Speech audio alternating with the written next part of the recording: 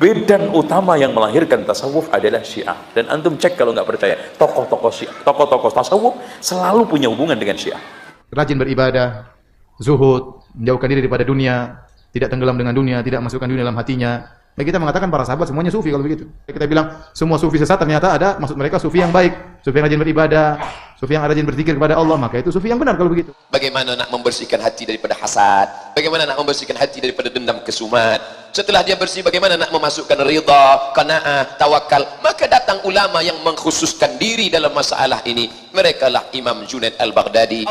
Diambil dari kata safa. Apa itu? Man safa qalbuhu lillah. Mensucikan hati. Bukan tasawuf yang menyatu dengan Tuhan. Tuhan yang tinggi namanya Gusti, yang bawah namanya Kaula, menunggaling Kaula Gusti, menyatu dengan Tuhan. Bukan itu tasawuf kita, tasawuf sunni. Medan utama yang melahirkan tasawuf adalah Syiah. Antum cek aja, tokoh sentralnya tasawuf ujung-ujungnya akhirnya adalah Syiah. Siapa yang pertama kali menggulirkan ilmu laduni? Hisham bin Hakam fil filosofi Syiah. Ya. Siapa Ar-Rumi? Syiah Persia. Siapa sekarang Samsuddin At-Tibrizi? Syiah Persia. Semua tokoh, bahkan Ibnu Arabi juga Syiah. Siapa? Syiah Persia. Semuanya. Makanya dan Profesor An-Nasr ini seorang pakar peneliti aja, bukan ulama. Dia mengatakan dari penelitian itu bahwa medan utama yang melahirkan tasawuf adalah Syiah. Dan antum cek kalau nggak percaya, tokoh-tokoh Syiah, tokoh-tokoh tasawuf selalu punya hubungan dengan Syiah. Maka kita lihat apa maksud Anda dengan perkataan sufi. Kalau maksud Anda sufi artinya orang yang rajin beribadah, zuhud, menjauhkan diri daripada dunia, tidak tenggelam dengan dunia, tidak masukkan dunia dalam hatinya. Maka kita mengatakan para sahabat semuanya sufi kalau begitu. Para sahabat semuanya apa? Sufi, dan imamnya sufi adalah Nabi Muhammad SAW. Kalau itu maksudnya, orang yang mendahulukan akhirat daripada dunia, maka itu sufi yang benar. Pada kita bilang semua sufi sesat, ternyata ada maksud mereka sufi yang baik, sufi yang rajin beribadah, sufi yang rajin berzikir kepada Allah, maka itu sufi yang benar kalau begitu.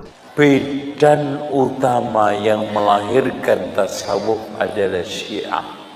Maka datang ulama fiqh, datang ulama akidah, tapi masalah akhlak, bagaimana nak membersihkan hati daripada hasad, bagaimana nak membersihkan hati daripada dendam kesumat.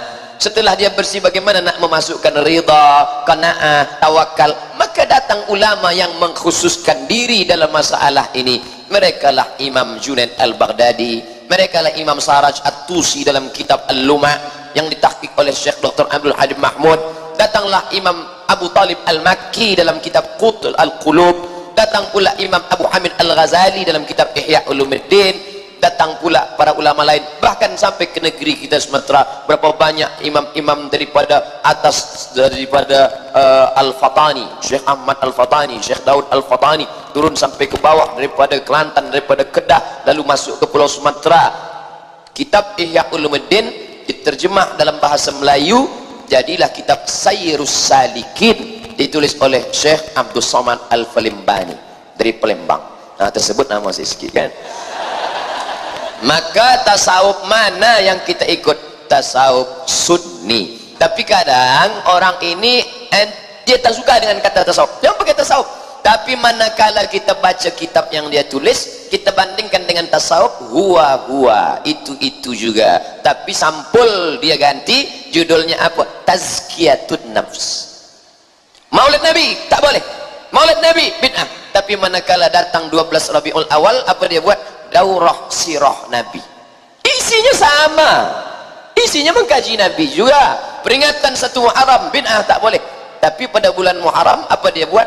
Kajian Muharram, kajian hijrah Nabi, sama. Maka jangan mahu dirosakkan oleh kerana istilah tasawuf diambil dari kata safa. Apa itu? Man safa qalbuhu lillah, mensucikan hati. Bukan tasawuf yang menyatu dengan Tuhan, Tuhan yang tinggi namanya Gusti, yang bawah namanya Kaula, menunggaling Kaula Gusti, menyatu dengan Tuhan. Bukan itu tasawuf kita, tasawuf sunni yang dituliskan oleh para ulama Ahlus Sunnah. Tasawuf itu tidak salah, karena konsep tasawuf itu dari kata safa, tasfiyah, menyaring yang kotor sehingga muncul yang baik-baik. Muncul, jadi setiap kita menyaring yang kotor muncul yang baik, itu disebut tasfiyah. Hasilnya disebut dengan sofa. Orangnya disebut dengan sufi. Ya, sufi. Disap dalam bahasa kita jadi sofi. Perempuannya Sofia. Sofia. Makanya orang-orang yang kemudian dia latihan menyaring-nyaring yang kotor, muncul yang baik-baik, maka muncul sifat-sifat baik dalam dirinya. Bagaimana menyaringnya? Paling gampang lewat ibadah. Karena ibadah itu dengan syariat. Begitu mengerjakan syariat, yang kotor hilang. Misal, rajin sholat, dengan sholat yang kotor-kotor hilang. Rajin puasa, dengan puasa yang kotor-kotor di nafsu hilang. Makanya untuk jadi orang sufi misalnya, antum tidak harus pergi ke tempat-tempat misalnya, memencilkan diri. Pergi ke gunung, pergi ke gua, tinggalkan keluarga, anak-anak dikasih bekal, istri terbengkalai, gitu kan? Antum di gua sendirian. Kata beliau, ngapain? Sufi. Enggak usah. Kalau dalam isyarat ini menggunakan syariat. Tapi juga antum jangan kucilkan, barangkali ada yang berguru, ada yang ingin datang, belajar zikir, belajar sholat, dan macam-macam. Tidak semua aliran sufi itu salah. Kata Syekh Hasim, yang salah itu yang menyimpang dari ukuran syariat. Jadi kalau keluar dari ketentuan syariat, itu yang keliru. Lihat ya, tidak semua sebut sufi. Tidak sufi yang bagaimana? Karena secara bahasa, secara gramatikal, dan dalam pengertian fikih pun, tasawuf itu adalah proses menghilangkan yang kotor sehingga yang baik muncul. Bagaimana caranya?